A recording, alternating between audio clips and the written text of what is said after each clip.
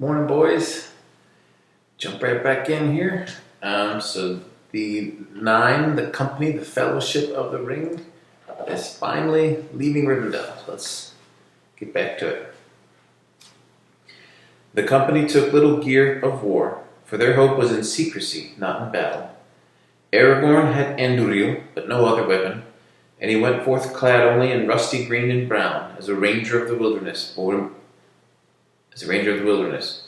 Boromir had a long sword, in fashion like Andúril, but of less lineage, and he also bore a shield and his war horn. "Loud and clear it sounds in the valleys of the hills," he said, "and then did all the foes of Gondor flee." Putting it to his lips, he blew a blast, and the echoes leapt from rock to rock, and all that heard the voice in Rivendell sprang to their feet. "Slow should you be to wind that horn again, Boromir," said Elrond, "until you stand once more on the borders of your land, and dire need is on you." "Maybe," said Boromir, "but always have I let my horn cry at setting forth, and though thereafter we may walk in the shadows, I will not go forth as a thief in the night." Gimli the dwarf alone wore openly a short shirt of steel rings, for dwarves make light of burdens, and in his belt was a broad-bladed axe. Legolas had a bow and a quiver, and at his belt a long white knife. The younger hobbits wore the swords they had taken from Barrow, but Frodo took only Sting, and his mailcoat, as Bilbo wished, remained hidden. Gandalf bore his staff, but girt at his side was the elven sword Glamdring, the mate of Orcrist that lay now upon the breast of Thorin, under the lonely mountain. All were well furnished by Elrond with thick warm clothes, and they had jackets and cloaks lined with fur. Spare food and clothes and blankets and other needs were laden on a pony, none other than the poor beast they had brought from Bree. The stay in Rivendell had worked a great wonder of change on the pony. He was glossy and seemed to have the vigor of youth. It was Sam who had insisted on choosing him, declaring that Bill, as he called him, would pine if he did not come. "The animal can hear you talk," he said, "and would talk if he stayed here much longer. He gave me a look as plain as Mr. Pippin could speak of it. If you don't let me go with you, Sam, I'll follow on my own." So Bill was going as the beast of burden, yet he was the only member of the company that did not seem depressed. Their farewells had been said in the great hall by the fire, and they were only waiting now for Gandalf, who had not yet come out of the house. A gleam of firelight came from the open doors, and soft lights were glowing in many windows. Bilbo, huddled in a cloak, stood silent on the doorstep beside Frodo. Aragorn sat with his head bowed to his knees. Only Elrond knew fully what this hour meant to him. The others could be seen as gray shapes in the darkness. Sam was standing by the pony, sucking his teeth, and staring moodily into the gloom where the river roared stonily below. His desire for adventure was at its lowest ebb. "Bill, my lad," he said, "you wouldn't have took up with us. You could have stayed here and ate the best hay till the new grass comes." Bill swished his tail and said nothing. Sam eased the pack on his shoulders and went over anxiously in his mind all the things that he had stowed in it, wondering if he had forgotten anything. His chief treasure, his cooking gear, and the little box of salt he always carried and refilled when he could, a good supply of pipeweed, but not near enough, I'll warrant, flint and tinder, woolen hose, linen, various small belongings of his master's that Frodo had forgotten and Sam had stowed to bring them out in triumph when they were called for. He went through them all. "Rope," he muttered. "No rope. And only last night you said to yourself, 'Sam, what about a bit of rope? You'll want it if you haven't got it.' Well, I want it. I can't get it now." At that moment, Elrond came out with Gandalf, and he called the company to him. "This is my last word," he said in a low voice. "The ring-bearer is setting out on the quest of Mount Doom. On him alone is any charge laid, neither to cast away the ring, nor to deliver it to any servant of the enemy, nor indeed to let any handle it, save members of the company and the council, and only then in the gravest need. The others go with him as free companions to help him on his way. You may tarry, will come back, or turn aside into other paths as chance allows. The further you go, the less easy will it be to withdraw, yet no oath or bond is laid on you to go further than you will. For you do not yet know the strength of your hearts, and you cannot foresee what Each may meet upon the road. Faithless is he that says farewell when the road darkens, said Gimli. Maybe, said Elrond, but let him not vow to walk in the dark, who has not seen the nightfall.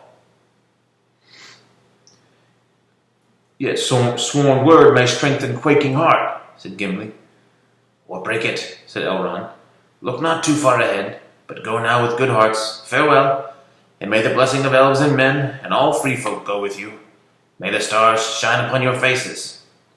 Good luck, cried Bilbo, stuttering with the cold.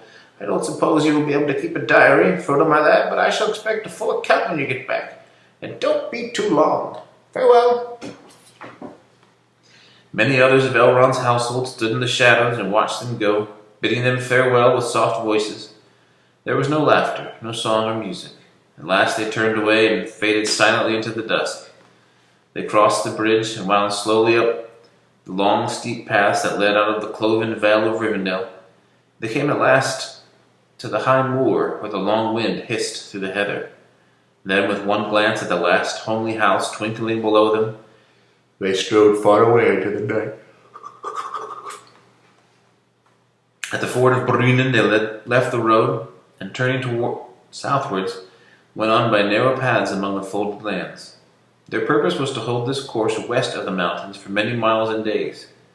The country was much rougher and more barren than in the green vale of the great river and the wilder land on the other side of the range, and their going would be slow, but they hoped in this way to escape the notice of unfriendly eyes.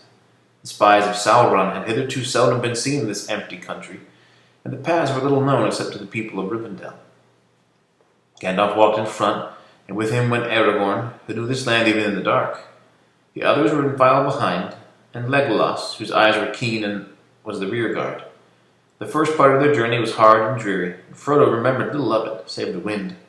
For many sunless days, an icy blast came from the mountains in the east, and no garment seemed able to keep out its searching fingers. Though the company was well clad, they seldom felt warm, either moving or at rest. They slept uneasily during the middle of the day, in some hollow of the land or hidden under tangled thorn bushes that grew in thickets in many places. In the late afternoon they were roused by the watch and took their chief meal, cold and cheerless as a rule, for they could seldom risk the lighting of a fire. In the evening they went on again, always as nearly southward as they could find a way. First, it seemed to the hobbits that although they walked and stumbled until they were weary, they were creeping forward like snails, and getting nowhere. Each day the land looked much the same as it had before. Yet steadily the mountains were drawing near. South of Rivendell they rose ever higher and bent westwards, and about the feet of the main range there was tumbled an even wider land of bleak hills and deep valleys filled with turbulent waters. Paths were few and winding, and led them often only to the edge of some sheer fall, or down into treacherous swamps. They had been a fortnight on the way when the weather changed. A fortnight is 2 weeks. The wind suddenly fell and then veered round to the south. The swift flowing clouds lifted and melted away. The sun came out, pale and bright. There came a cold, clear dawn at the end of a long, stumbling night march. The travelers reached a low ridge crowned with ancient holly trees, whose gray-green trunks seemed to have been built out of the very stone of the hills. Their dark leaves shone and their berries glowed red in the light of the rising sun. Away in the south, Frodo could see the dim shapes of lofty mountains that seemed now to stand across the path the company was taking. And in the left of this high range rose 3 peaks. The tallest and nearest stood up like a tooth tipped with snow. Its great, bare northern precipice was still largely in the shadow, but where the sunlight slanted upon it, glowed red. Gandalf stood at Frodo's side and looked out under his hand. "We have done well," he said. "We have reached the borders of the country that had been called Holland. Many elves lived here in happier days, when Eregion was its name. 45 leagues as the crow flies we have come, though many long miles further our feet have walked. The land and the weather will be milder now, but perhaps all the more dangerous." "Dangerous or not, a real sunrise is mighty welcome," said Frodo, throwing back his hood and letting the morning light fall on his face. "But the mountains are ahead of us," said Pippin. "We must have turned eastward in the night." "No," said Gandalf. But you see further ahead in the clear light. Beyond those peaks, the range bends southwest. There are many maps in Elrond's house, but I suppose you never thought to look at them?" "Yes, I did, sometimes," said Pippin, "but I don't remember them. Frodo has a better head for that sort of thing." "I need no map," said Gimli, who had come up with Legolas and was gazing out before him with strange light in his deep eyes. "This is the land where our fathers worked of old. We have wrought the image of those mountains into many works of metal and of stone, and into many songs and tales. They stand tall in our dreams. Baraz, Zirak, Shathur. Only once before have I seen them from afar in waking life, but I know them in their names, for under them lies Khazad-dûm, the Dwarrodelf that is now called the Black Pit, Moria in the Elvish tongue. Yonder stands Barinzabar and Redhorn, cruel Caradhras, and beyond him are Silvertine and Cloudyhead, Celebil the White, and Fanuidil the Grey, that we call Zikrag-Zigel and Bunul-Shafar. There the misty mountains divide, and between their arms lies the deep-shadowed valley, which we cannot forget. Azanalbizar, the dim little vale, which the elves call Nanduhiriam. "It is for the dim little dale we are making," said Gandalf. "If we climb the pass that is called the Redhorn Gate, under the far side of Caradhras, we shall come down the dim little stair into the deep vale of the dwarves. There lies the Miromir, and the river Silverlode rises in its icy springs." "Dark is the water of the Khaled-Zaran," said Gimli, "and cold are the springs of Kibil Nala. My heart trembles at the thought that I may see them soon." "May you have joy of the sight, my good dwarf," said Gandalf. "But whatever you may do, we at least cannot stay in that valley. We must go down the Silverlode into the secret woods, and so to the great river, and then—" He paused. "Yes, and where then?" asked Merry. "To the end of the journey, in the end," said Gandalf. "We cannot look too far ahead. Let us be glad that the first stage is safely over. I think we will rest here, not only today but tonight as well. There is a wholesome air about Hullen. Much evil must befall a country before it wholly forgets the elves once they have dwelt there." "That is true," said Legolas. "But the elves of this land were a race strange to us and the Sylvan folk, and the trees and the grass do not now remember them. Only I hear the stones lament them. Deep they delved us, far they brought us, high they builded us, but they are gone. They are gone. They sought the havens long ago." There are different types of elves. The elves that lived here were called the Noldor, and they were, I'll tell you later. That morning they lit a fire in a deep hollow shrouded by great bushes of holly, and their supper breakfast was merrier than it had been since they set out. They did not hurry to bed afterwards, for they expected to have all the night to sleep.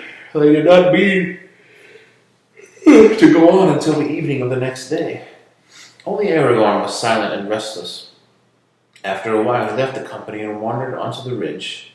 There he stood in the shadow of a tree, looking out southwards and westwards, with his head posed as if he were listening. Then he returned to the brink of the dell and looked down at all the others laughing and talking. "What is the matter, Strider?" Merry called up. "What are you looking for?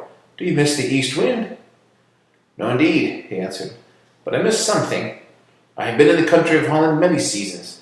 No folk dwell here now, but many other creatures live here at all times, especially birds. Yet now all things but you are silent. I can feel it. There is no sound for miles about us, and your voices seem to make the ground echo. I do not understand it." Gandalf looked up with sudden interest. "But what do you guess is the reason?" he asked. "Is there more in it than surprise at seeing 4 hobbits, not to mention the rest of us, where people are so seldom seen or heard?" "I hope that is it," answered Aragorn. "But I have a sense of watchfulness and fear that I have never felt here before." "Then we must be more careful," said Gandalf. "If you bring a ranger with you, it is well to pay attention to him, especially if the ranger is Aragorn. We must stop talking aloud, rest quietly, and set the watch." It was Sam's turn that day to take the first watch, but Aragorn joined him. The others fell asleep. Then the silence grew until even Sam felt it. The breathing of the sleepers could plainly be heard. The swish of the pony's tail and the occasional movements of his feet became loud noises. Sam could hear his own joints creaking if he stirred. Dead silence was around him, and over all hung a clear blue sky as the sun rode up from the east. Away in the south a dark patch appeared and grew, and drove north like flying smoke in the wind. "What's that, Strider? It don't look like a cloud," said Sam in a whisper to Aragorn. He made no answer. He was gazing intently at the sky. But before long, Sam could see for himself what was approaching. Flocks of birds, flying at great speed, were wheeling and circling, and traversing all the land as if they were searching for something. And they were steadily drawing nearer. "Lie flat and still," hissed Aragorn, pulling Sam down into the shade of a holly bush. For a whole regiment of birds had broken away suddenly from the main host and came, flying low, straight toward the ridge. Sam thought they were a kind of crow, large in size. As they passed overhead, so dense a throng that their shadow followed them darkly over the ground below, one harsh croak was heard. Not until they had dwindled into the distance, north and west, the sky was again clear, would Aragorn rise. Then he sprang up and went and wakened Gandalf. "Regiments of black crows are flying over all the land between the mountains and the Grey Flood," he said. "They have passed over Holland. They are not natives here, and they are Crebain, out of Fanghorn of Dunland. I do not know what they are about. Possibly there is some trouble away south from which they are fleeing, but I think they are spying out the land. I have also glimpsed many hawks flying high up in the sky. I think we ought to move again this evening. Holland is no longer wholesome for us. It is being watched." "In that case, so is the Red-Horned Gate," said Gandalf. "And how can we get over that without being seen, I cannot imagine. But we will think of that when we must. As for moving as soon as it is dark, I am afraid you are right." Luckily our fire made little smoke, and had burned low before the Crebain came," said Aragorn. "It must be put out and not lit again." "Well, if that isn't the plague and a nuisance," said Pippin. The news, no fire and a move again by night, had been broken to him as soon as he woke in the late afternoon. "All because of a pack of crows. I look forward to a real good meal tonight, something hot." "Well, you can go on looking forward," said Gandalf. "There may be many unexpected feasts ahead for you. For myself, I should like a pipe to smoke in my comfort, and warmer feet. However, we are certain of one thing at any rate. It will get warmer as we go south." "Too warm, I shouldn't wonder," muttered Sam to Frodo. "But I'm beginning to think it's time we got sight of that fiery mountain and saw the end of the road, so to speak. I thought at first that this here Redhorn, or whatever its name is, might be it, till Gimli spoke his piece. A fair jawcracker dwarf language must be." Jawcracker. Maps conveyed nothing to Sam's mind, and all distances in these strange lands seemed so vast that he was quite out of his reckoning. A fair jawcracker. All that day the company remained in hiding. The dark birds passed over now and again, but as the westering sun grew red, they disappeared southwards. At dusk the company set out, and turning now half east, they steered their course toward Caradhras, which far away still glowed faintly red in the light of the vanished sun. One by one white stars sprang forth as the sky faded. Guided by Aragorn, they struck a good path. It looked to Frodo like the remains of an ancient road that had once been broad and well planned from Holland to the mountain pass. The moon, now at the full, rose over the mountains and cast a pale light in which the shadows of stones were black. Many of them looked to have been worked by hands, though now they lay tumbled and ruinous in a bleak, barren land. It was the cold, chill hour before the first stir of dawn, and the moon was low. Frodo looked up at the sky. Suddenly he saw or felt a shadow pass over the high stars, as if for a moment they faded and then flashed out again. He shivered. "Did you see anything pass over?" he whispered to Gandalf, who was just ahead. "No, but I felt it, whatever it was," he answered. "It may be nothing, only a wisp of thin cloud." "It was moving fast then," muttered Aragorn, "and against the wind." Nothing further happened that night. The next morning dawned even brighter than before, but the air was chill again. Already the wind was turning back toward the east. For 2 more nights they marched on, climbing steadily but ever more slowly as their road wound up into the hills, and the mountains towered up nearer and nearer. On the 3rd morning, Caradras rose before them, a mighty peak, tipped with snow like silver, but with sheer naked sides, dull red as if stained with blood. There was a black look in the sky, and the sun was wan. The wind had now gone round to the northeast. Gandalf snuffed the air and looked back. "Winter deepens behind us," he said quietly to Aragorn. "The heights away north are whiter than they were. Snow is lying far down their shoulders. Tonight we shall be on our way up toward the Redhorn Gate. We may well be seen by watchers on that narrow path, and waylaid by some evil, but the weather may prove a more deadly enemy than any. What do you think of your course now, Aragorn?" Frodo overheard these words, and understood that Gandalf and Aragorn were continuing some debate that had begun long before. He listened anxiously. "I think no good of our course from beginning to end, as you know well, Gandalf," answered Aragorn. "And perils known and unknown will grow as we go. But we must go on. It is no good our delaying this passage of the mountains. Further south there are no passes, till one comes to the Gap of Rohan. I do not trust that way, since your news of Sauron. Who knows which side down the marshals of the Horse Lords serve?" "Who knows indeed," said Gandalf. "But there is another way, not by the pass of Caradras, the dark and secret way we have spoken of." "But let us not speak of it again, not yet. Say nothing to the others, I beg. Not until it is plain that there is no other way." "We must decide before we go further," answered Gandalf. "Then let us weigh the matter in our minds, while the others rest and sleep," said Aragorn. Alright, let's stop there. Love you guys.